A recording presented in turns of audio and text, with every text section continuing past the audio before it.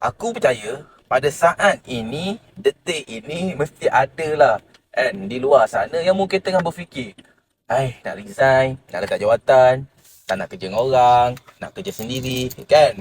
Tapi takut, kalau resign tak ada kerja pula kan. Kalau resign nak kerja sendiri, takut tak ada hasil pula.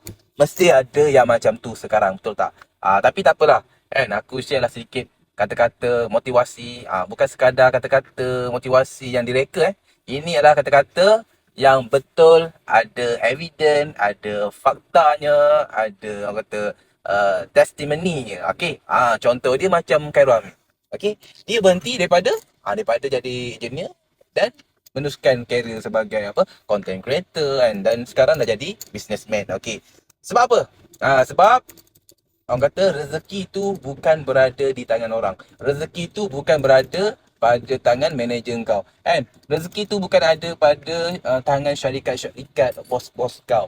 Okey, rezeki tu hanya ada pada Allah. Sekiranya kita berusaha, kita yakin dan tawakal dengan takdir, dengan apa pemberian Allah, insya-Allah kita boleh berjaya. Jadi korang yang nak resign ke, yang nak bekerja sendiri ke, korang buatlah apa yang korang rasa yakin dan betul. Yang penting buat kerja dengan orang kata sepenuh hati, dan buatlah kerja yang halal. Okey. InsyaAllah kalau bukan hari ini, mungkin minggu depan. Kalau bukan minggu depan, mungkin tahun depan. Yes, like that. Okey, jadi itu saja daripada aku.